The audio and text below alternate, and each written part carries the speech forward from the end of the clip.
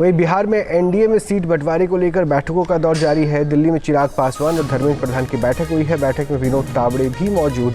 ये जानकारी मिल रही है। सीटों के बंटवारे पर एनडीए में महामंथन चल रहा है और इस बैठक में धर्मेंद्र प्रधान के साथ चिराग पासवान और विनोद तावड़े भी मौजूद हैं।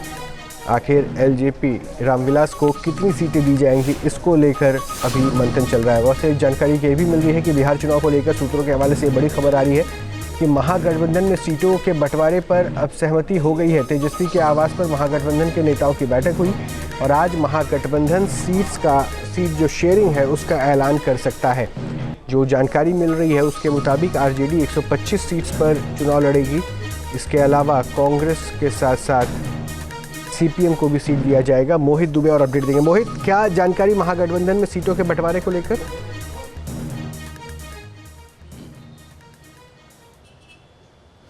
देखिए, महागठबंधन में जो सीटों का पेच फंसा हुआ था उसमें लगभग समाधान निकाल लिया गया है। कांग्रेस पिछली बार 70 सीटों पे लड़ी थी, लेकिन इस बार जो हमारे पास जो खबर आ रही है उसके मुताबिक 50 से 55 सीटों पे कांग्रेस जो है चुनाव लड़ सकती है। 125 सीटों पे आरजेडी चुनावी मैदान में उतरने जा रही है। लेकिन सबसे बड़ा जो पेच फंसा हुआ था वो पेच था मुकेश सहनी का, यानी वीआईपी पार्टी का फंसा हुआ था। वो कह रहे थे कि वो 35 सीटों से कम पे नहीं लड़ेंगे, लेकिन हमें जो खबर मिली है उसके मुताबिक जो है तेजस्वी यादव और कांग्रेस ने उनका भी समाधान निकाल लिया है। माले कह रही थी कि वो ज़्यादा सीटों पर लड़ेगी, लेकिन जो है माले को 20 से 25 सीटों को पर सहमति बनती हुई नजर आ रही थी। यानी कुल मिलाकर जो महागठबंधन में सीटों के बंटवारे को लेकर घमासान मचा हुआ था, लगभग समाधान निकाल लिया गया है। मोहित, मेरा पहलू है मुकेश सहनी को लेकर, क्योंकि पिछली बार 25 सीटों पर जब नहीं सहमति बन पाई थी तो वो दूसरे घटक दल को बीच प्रेस कॉन्फ्रेंस में उठकर छोड़ के चले गए थे।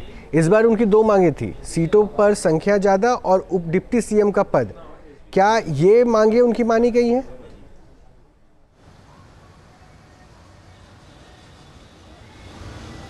देखिए, डिप्टी सीएम को लेकर कोई ऐलान अभी होने वाला नहीं है, लेकिन वो लगातार ये मांग कर रहे हैं कि सीटें भले ही कम दे दीजिए, लेकिन डिप्टी अगर सरकार बनती है तो डिप्टी सीएम का पद उनके लिए रखा जाए। लेकिन इस पे कांग्रेस ने अपनी हामी नहीं भरी है। तेजस्वी यादव ने कहा कि नतीजों को आने दीजिए, उसके बाद हम देखेंगे। लेकिन डिप्टी सीएम पे औपचारिक रूप से कोई ऐलान मौजूदा सूरत हाल के हिसाब से नहीं होने वाला है। शुक्रिया मोहित इन तमाम जानकारी के लिए। तो नज़र बना के रखिए, महागठबंधन में लगभग ये तय हो चुका है कि सीटों का शेयरिंग फॉर्मूला क्या होगा। जहां भक्ति है हर शब्द में, कथाओं में छुपे हैं दिव्य रहस्य और ज्योतिष देता है जीवन को दिशा। धर्म से जुड़ी हर बातों को जानने के लिए हमारे चैनल स्तुति को सब्सक्राइब करें। चैनल पर जाने के लिए इस लिंक पर क्लिक करें।